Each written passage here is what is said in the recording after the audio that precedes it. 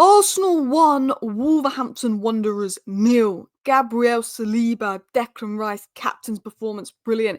Jurrien Timber, excellent.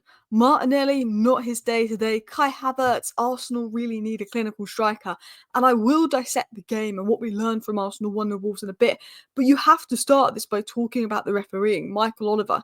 If you know me and you've been following me for a while, I'm a Man United fan, by the way, every Man United fan will agree with Arsenal that Michael Oliver is the worst referee in the Premier League from my perspective because of the amount of awful decisions he's given against United. Awful ones. I'm talking, Delot got a yellow card for complaining that it was a throw-on that they gave to Liverpool when it was our throw-on, and then he booked Delot twice for complaining he was booked, among many things.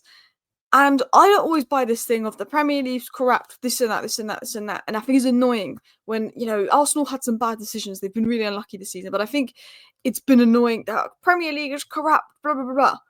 But the Premier League officiating is crap. And Arsenal have been screwed over probably the most in the Premier League this season by the referees.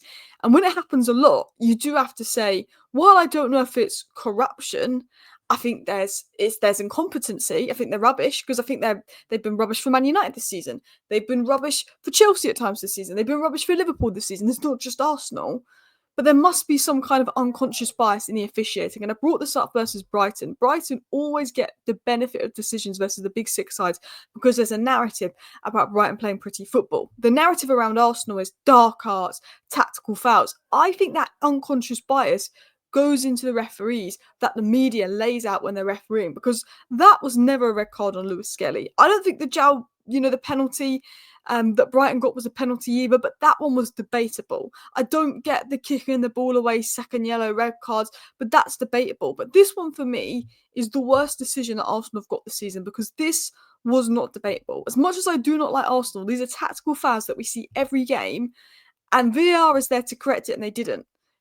VAR is there to correct it. And do you know what's mad? Michael Oliver knows he's been caught out. Michael Oliver knows he got it wrong.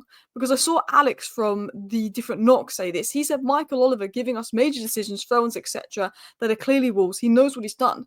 Michael Oliver must have had a talking to at half-time, looked back at that half-time and realised, crap, I got that wrong. Because second half, 50-50's going Arsenal's way. Throw-ons going Arsenal's way. Michael Oliver knows he's messed up.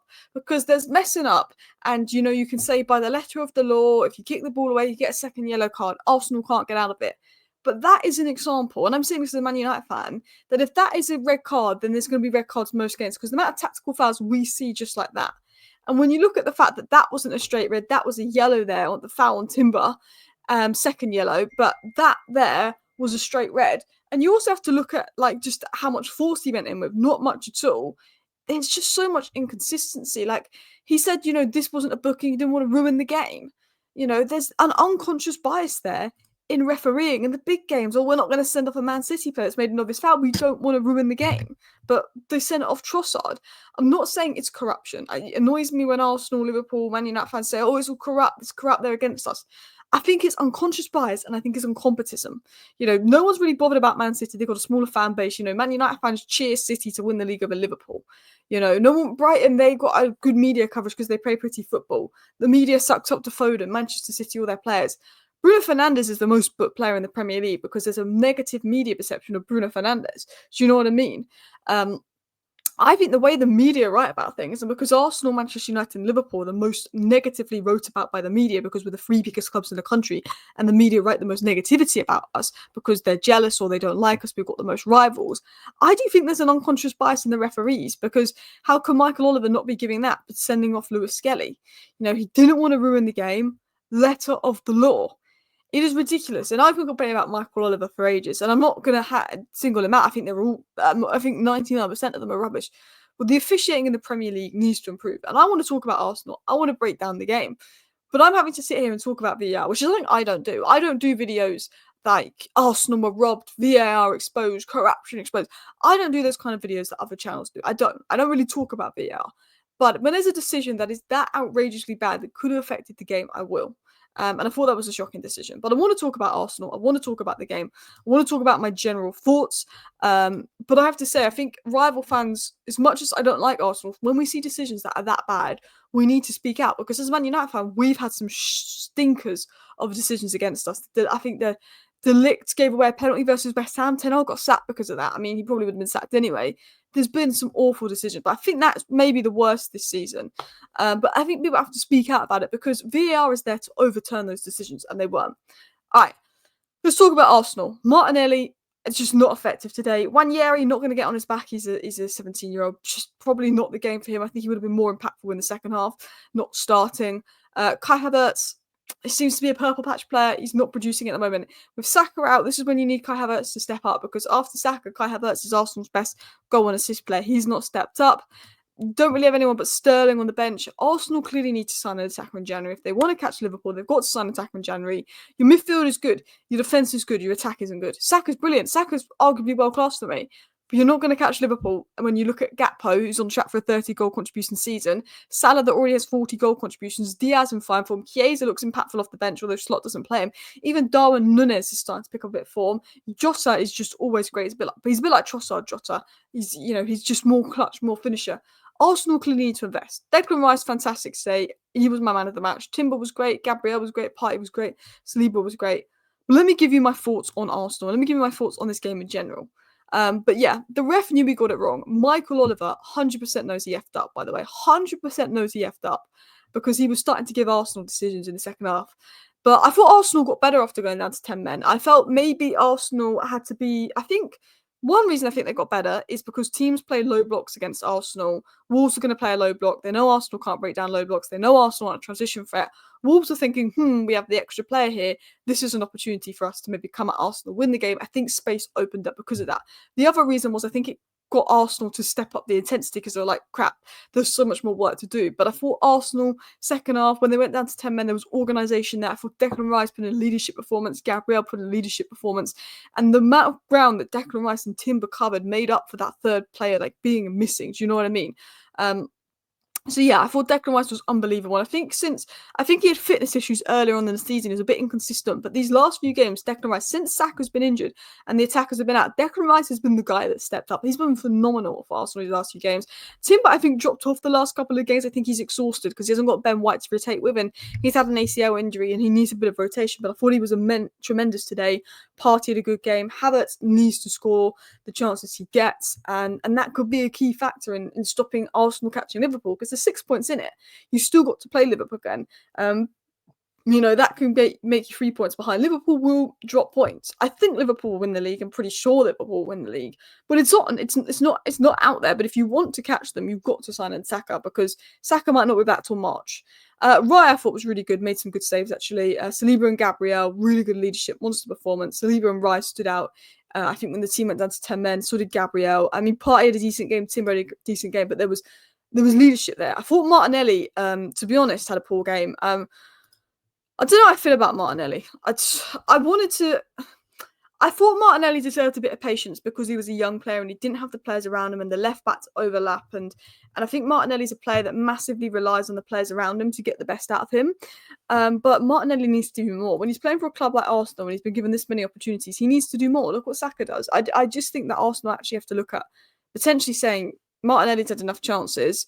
Put him on the bench maybe, get your left back in, left centre mid and whatever, but you need a left wing and you need a striker, 100%. And you need someone that's going to be cover for Saka because your right hand side stinks. Ranieri did a good job there. Obviously he played in the middle today, but he did a good job there. I thought Calafiori performed very well when he came on. Tierney also impressed. I think Calafiori has been a player that's struggled with fitness issues, but I'm confident Calafiori is going to be a really good signing for Arsenal.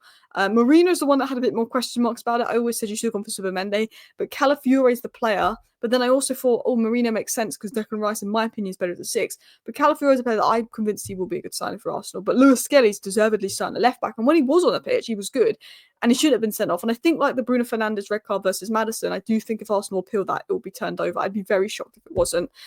So I think he could be available to play the next game. I think Arsenal lack moments players. Other than Saka, they do not have them. You look at Man United, they can be really crap, but then Amad Diallo is the reason we beat Southampton. We were rubbish.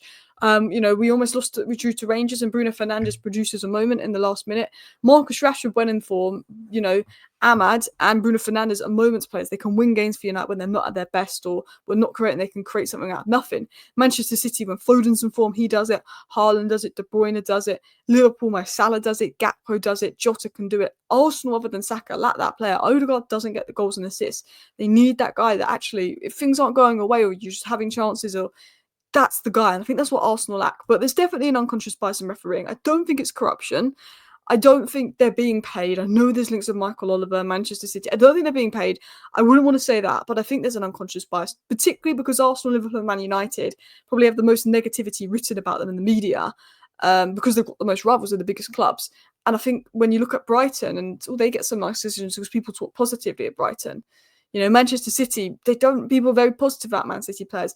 If a Man United player does something, it's all over the media. Marcus Rashford. Bukayo Saka does something, all over the media. Phil Foden, praise, even when he's out of form. There's an unconscious bias there, and I think maybe referees pick up on that from the media and get perspectives of clubs. Bruno Fernandes being the most booked player in the Premier League. Anytime Bruno does something, he gets fouled. Anytime Bruno falls on the floor, anytime Bruno makes a foul, he gets carded. Anytime Bruno falls on the floor, even if he's fouled, they book him for diving. Because the media write negativity about Bruno. He's not liked, he's called the rat. I think that affects things. But looking at Arsenal, they're unbeaten in 13 Premier League matches, only Liverpool on a longer run. Arsenal are good in the first phase of games. Arsenal are good in the second phase of games. Arsenal have a solid side, but the reason they're drawing games and not winning is because they don't have those players in attack. And that's what will let them down. But their defensive midfield is great. The trio of Saliba, Rice, and Gabriel is an amazing core to have.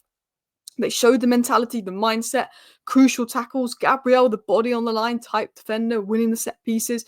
Rice will cover every blade of grass. Saliba is so calm on the ball and composed. That is the core, and that's why Arsenal are so strong. But they get let down in the final third. But Declan Rice, £100 million performance today, absolutely outstanding. I think the fitness issues that impacted him early on, he's cleared of that now. The last few games, he's been running so much. He's been so impactful. Set piece delivery is good. I still think he's better as a 6, but under Arteta this last year, his forward play has really, really developed, getting forward, influencing the final third.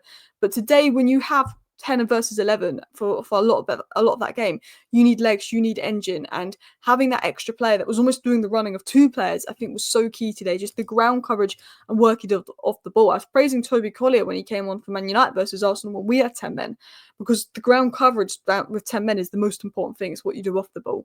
But these guys need to step up for Arsenal. They absolutely need to step up, and Arsenal need to look at bringing in an attacker. But last but not least, I thought Timber was fantastic today. He's looking back to his best, stepping up significantly after the red card. I thought he looked really good. I think White is a big miss for Arsenal, actually, but I think Timber, what he's done post ACL has been good. As I said, can be right back, left back, centre back. Versatile player, £34 million, one of the most composed players in tight spaces on the ball, has that drive to get forward. But today I noticed his engine, his work rate, his duel winning. He's physically quite good. I'm a massive fan of Jurrien Timber. I wanted Man United to sign him. I made that very clear. And then we signed Martinez, and then the following season he went to Arsenal, which was annoying, but he was great. Let me know your thoughts down below. Thank you for watching. Bye.